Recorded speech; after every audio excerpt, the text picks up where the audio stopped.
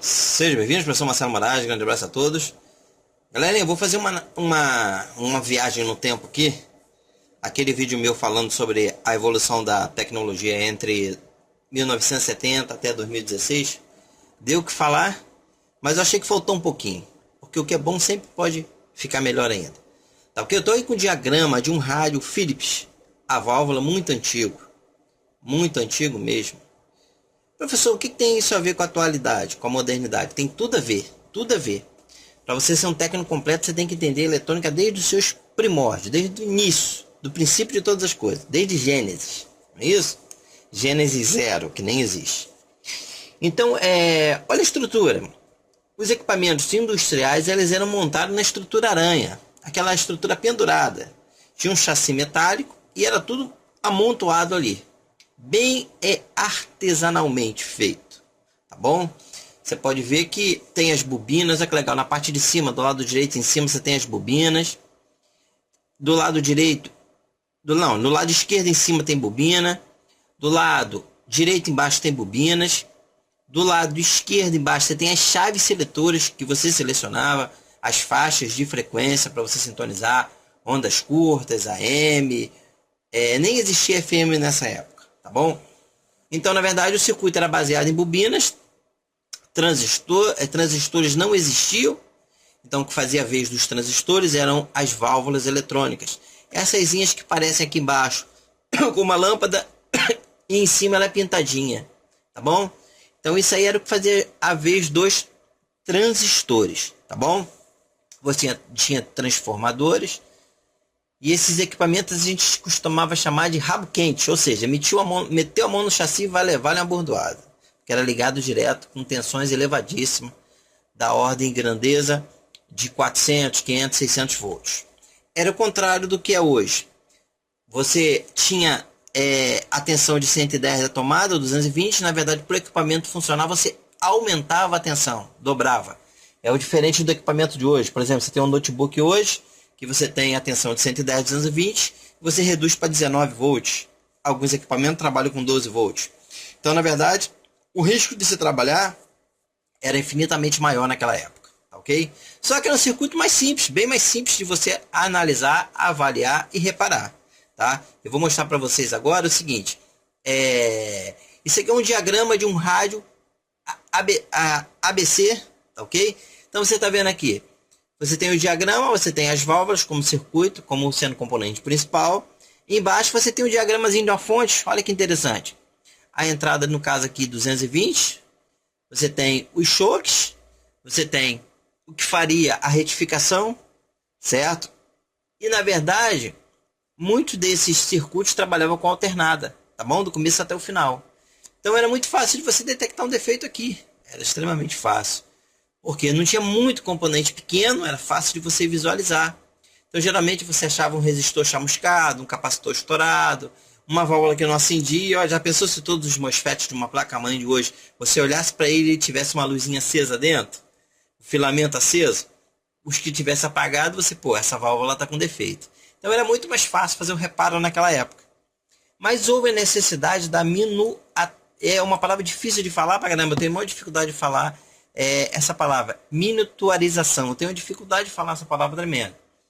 Então houve a evolução dos componentes com o lançamento dos semicondutores, que foram os transistores em diversos invólucros. Invólucro é o tipo do corpo. E que tinha tecnologia que hoje eles dão essa nomenclatura. Naquela época ninguém mencionava isso. THT seria um invólucro antigo, ou seja, componente padrão.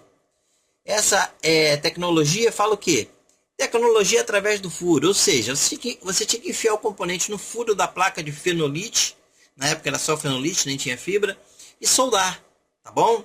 Qual foi a evolução? A evolução foi o SMD. Então, qual a diferença do SMD para o THT ou padrão antigo? Que você precisava ter furo na placa e o SMD você solda por superfície. Então, já facilitou bastante o processo de fabricação e principalmente de soldagem. Ok? Então foi uma evolução e diminuiu o tamanho dos componentes. Eu vou me referir a diminuir o tamanho dos componentes. Esse termo miniaturização eu não consigo falar, não sai, é incrível isso. Então houve essa evolução, uma grande evolução. voltado ao quê? Para diminuir os tamanhos do equipamento, tá? Mas a grande verdade é que o avanço da tecnologia, com a miniaturização, eu não consigo falar essa palavra, gente, incrível, não peça para falar. Então, o grande avanço da tecnologia da eletrônica e informática foi a diminuição do tamanho dos componentes. Eu nem vou mencionar manutenção de equipamentos antigos, porque na verdade essa manutenção praticamente não existia no que diz respeito a computadores. Ninguém consertava computador. Técnico não consertava computador na década de 70, 80. Isso nem, na década de 70, 80, isso nem existia no nosso dia a dia. Só para dar como exemplo, aqui tem uma imagem de um técnico reparando um computador. Olha o tamanho. Então, o computador era de grandes corporações. Você não tinha ele no dia a dia, certo? No seu dia a dia. Então, eram os equipamentos base de eletrônica, eram as válvulas, que estou apresentando para vocês, para quem não conhece. Ok? Quando eu montar o meu museu, que eu tenho a intenção de montar um museu, a gente vai ter essa evolução toda visual. Eu quero montar um local sagrado de evolução da tecnologia, da eletrônica. Então, a base era o quê?